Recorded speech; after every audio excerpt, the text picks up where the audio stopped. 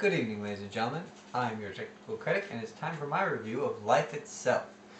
Now, what could this movie possibly be about? Well, it's about none other than Roger Ebert. Now, who is Roger Ebert? To someone like myself, who was, until a few years ago, completely ignorant of the importance of critique, he is a film critic. However, to many people in the critique community, people who have been doing this much longer than me and who are much better than me at this, he is the critic. He is the man who made film criticism. I don't even, not even, not even important. But he is the one who essentially made film criticism what it is, just with his ability to look at any movie, pick it apart, but do it in such a way that any person could listen to what he had to say and get it.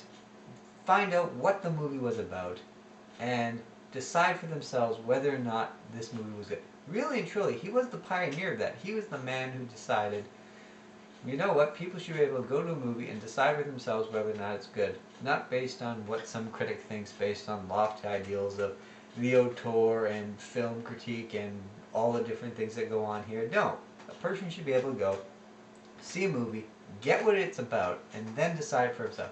And really, he changed the face of the industry, not just of critique, but of filmmaking itself, because now it became, well, how do we get critics to sell the movie for us and not just dissect it based on its points?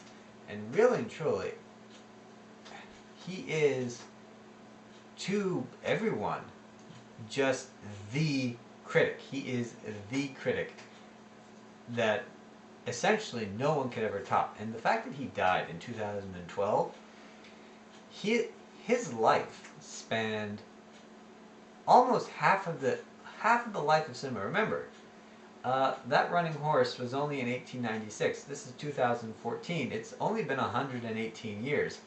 His life spanned half of cinema and covered many of the major motion pictures. Maybe not of the Golden Age, but certainly of the Silver Age. Although I do have my own opinion on the Golden Age of cinema, but we're not going to get into that. I'm here to review this movie. Now, this movie pulls no punches whatsoever. It is extremely graphic because Mr. Ebert got severe cancer in his later life. And the surgeries that happened essentially made him, I'm not going to lie, he looks like a brain on a stick, wearing a mask of his own flesh. That is essentially the image of Roger Ebert that you are introduced to at the beginning of this film. His face has no bones. It is extremely... He has no neck, he has no lower jaw, he has no tongue. He literally has a permanent smiling mask of a face, and then just the rest of him sitting in a hospital bed. And he's still very active. He's typing and you can hear what he has to say, but it is eerie. It is extremely eerie. Now, that bit aside, this is a standard documentary film. It's filmed from the point of view of you are listening to people talking about Roger Ebert's life. The thing that makes this film good is the subject that they're talking about, Roger Ebert himself. This is not just a person who appeared on the scene, spouted some movie critiques, and then disappeared back into his den. No. This man was extremely interesting, and the stories that people have to tell, they leave no stone unturned. They start from his childhood and they go all the way, and every single point is extremely interesting or funny or anecdotal, and there's always a way to put it. They show Roger Ebert in his best light and his worst light. And you learn so many things, not just about Roger Ebert, but about the people who surrounded him. Particularly Mr. Gene Siskel, because you can't talk about Roger Ebert without talking about Gene Siskel. Who is Gene Siskel? Well, he was the intellectual one of the group. And you learn so much about his life. I mean, just the fact that he was invited by Hugh Hefner to basically go around with the Playboy bunnies at the Playboy Mansion for years of his life is extremely interesting.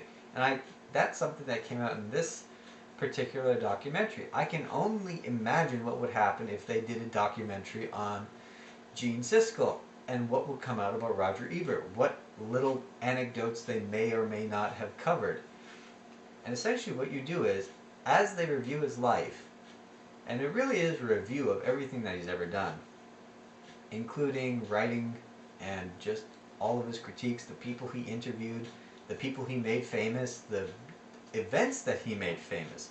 The CWAs would not be the same if he had not gone there and essentially put on the map.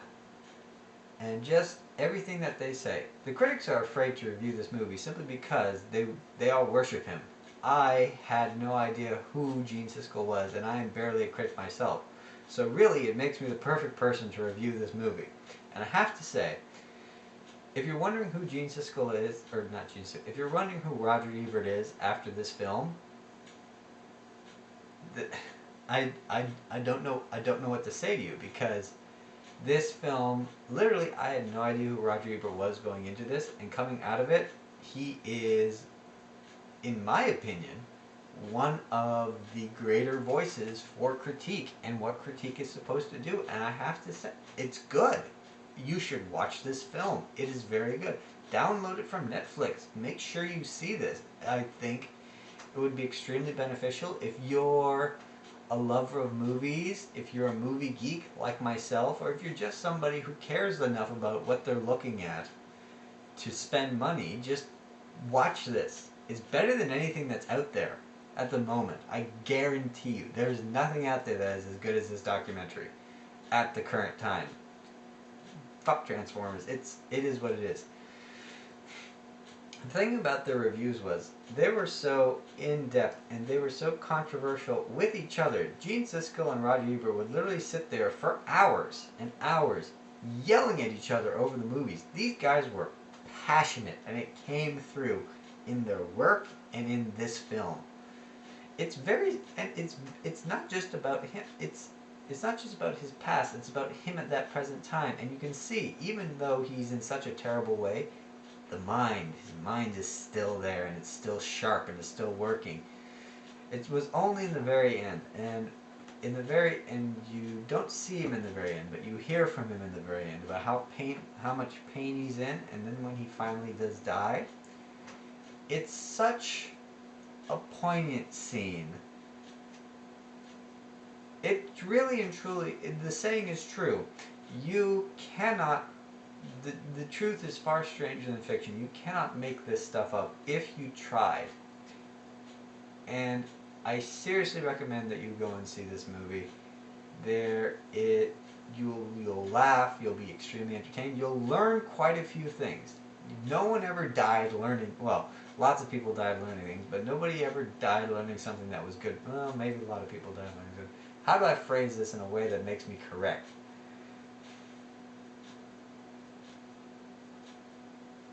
I don't have it. I got nothing. I can't.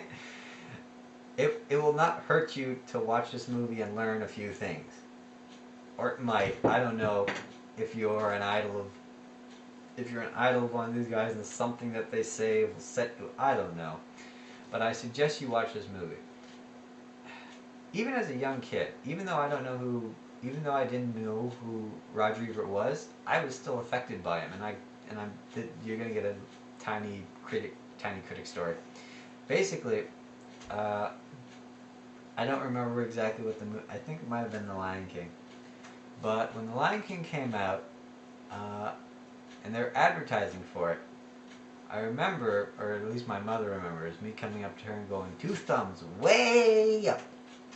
And that was actually started by Roger Ebert. If you wanted to say a movie was good, thumbs up. The movie was really good, 2 thumbs up, way up. And I have to say, for this movie, to you, Mr. Ebert, and to everyone that watches, it is 2 thumbs, way up.